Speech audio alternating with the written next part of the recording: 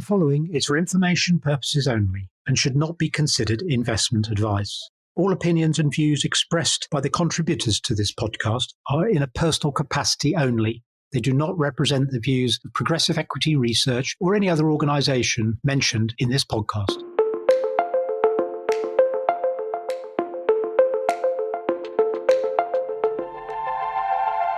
Hello there, and welcome to Talk Tech from Progressive with George O'Connor and myself, Ian Robertson, the podcast where we talk about the UK small and mid-cap listed tech market and try and bring some facts and understanding to bear.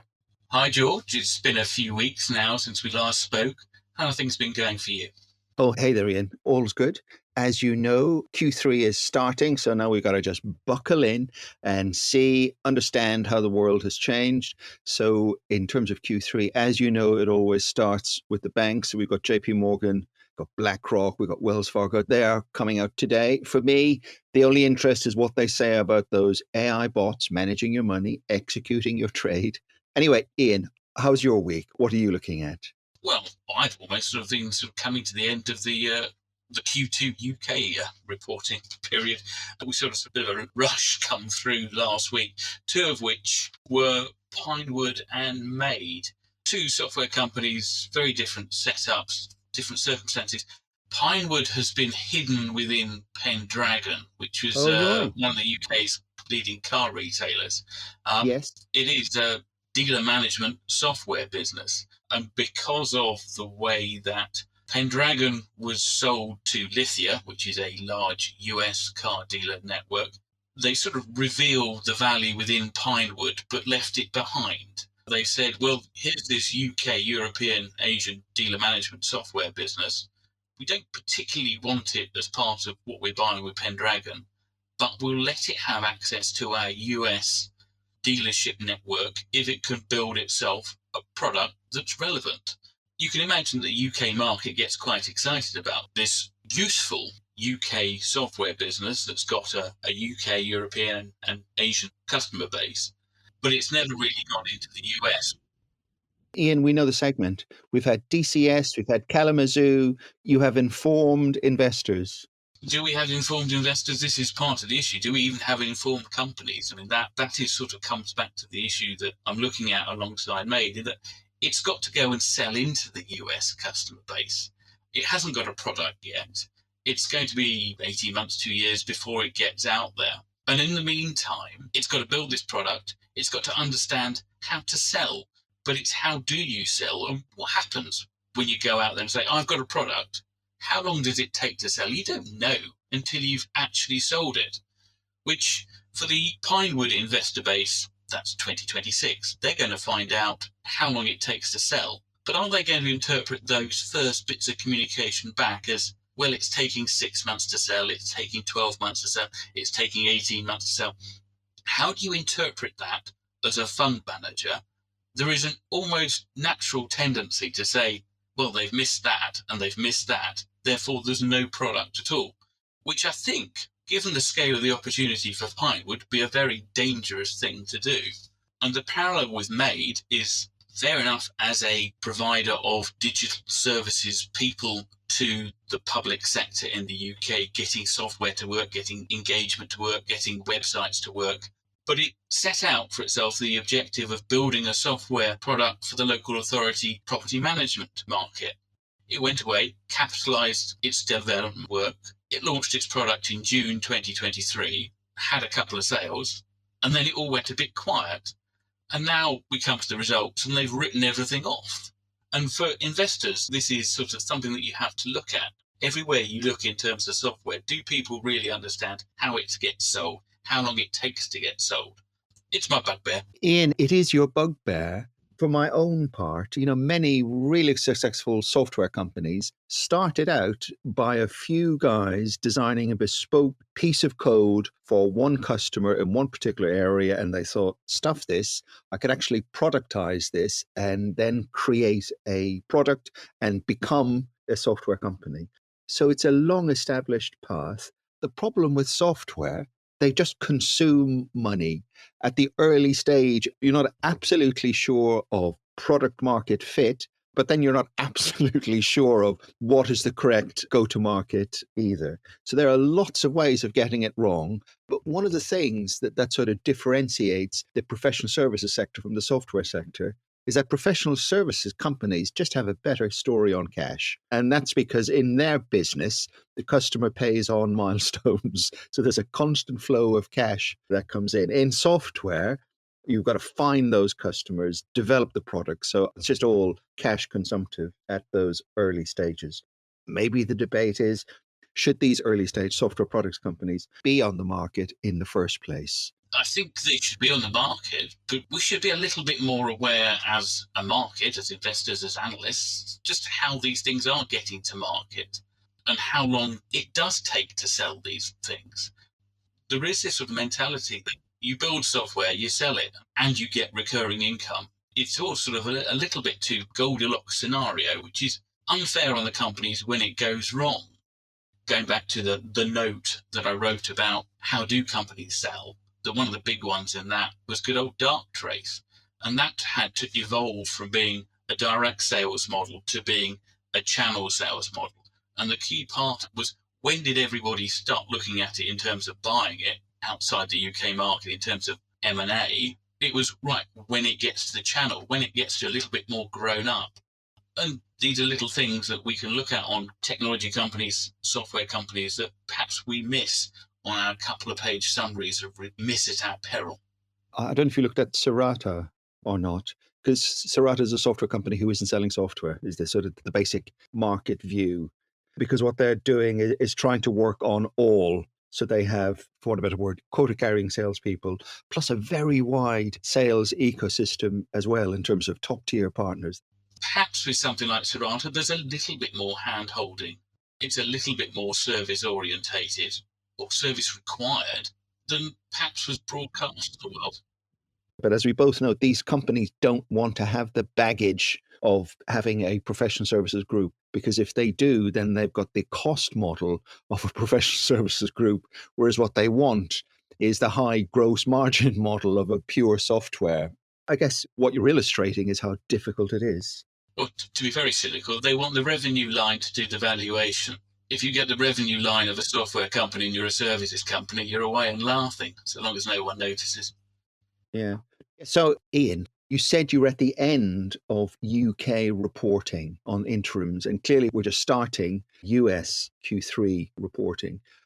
First from the tech stable is TCS, the very large IT service company, HQ'd out of India.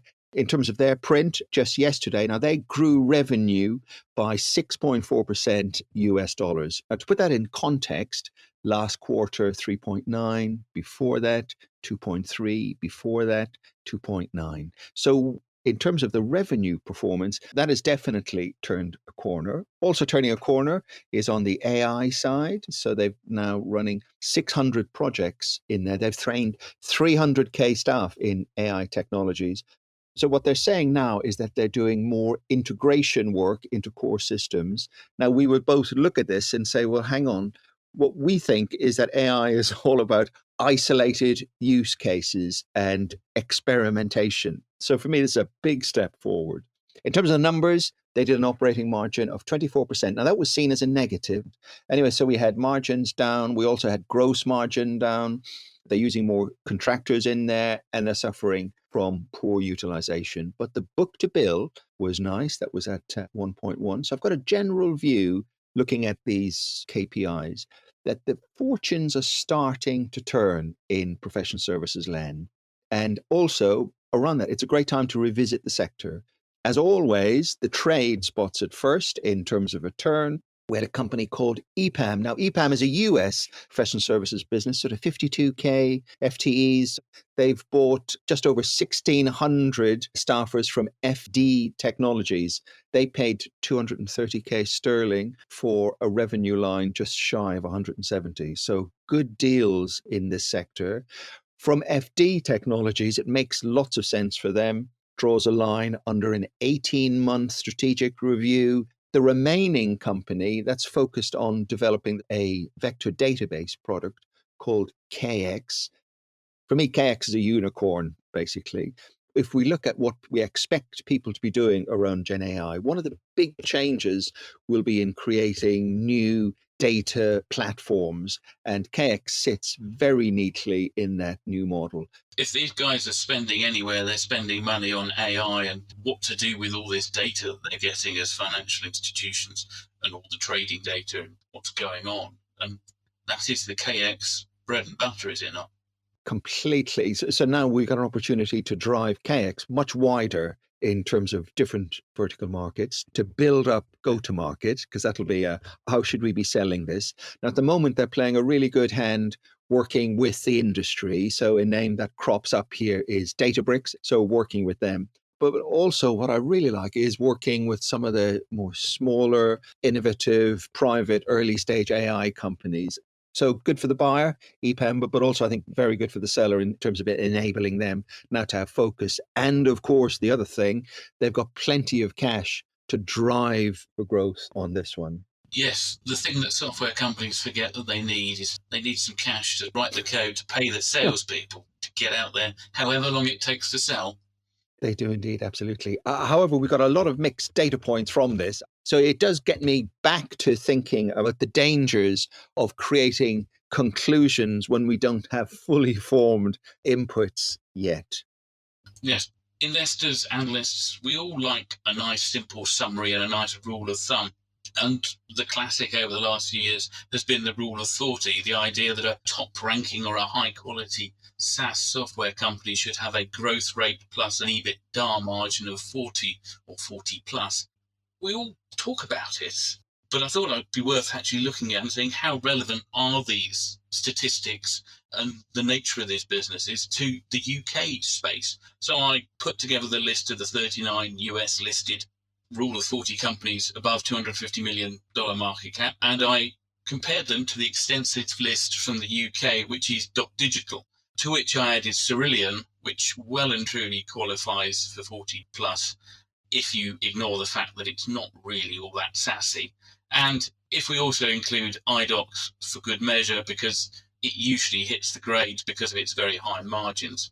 Putting these all together, the thing that comes out is that most of these US rule of 40 stocks are huge. And we shouldn't really be spending too much time thinking, oh, what is what a rule of 40 company does? And this is how it's relevant to the UK small and mid-cap space. It's not. UK small and mid-cap should be compared to US small and mid-cap, give or take certain criteria with regard to market caps. We should be looking at like for likes.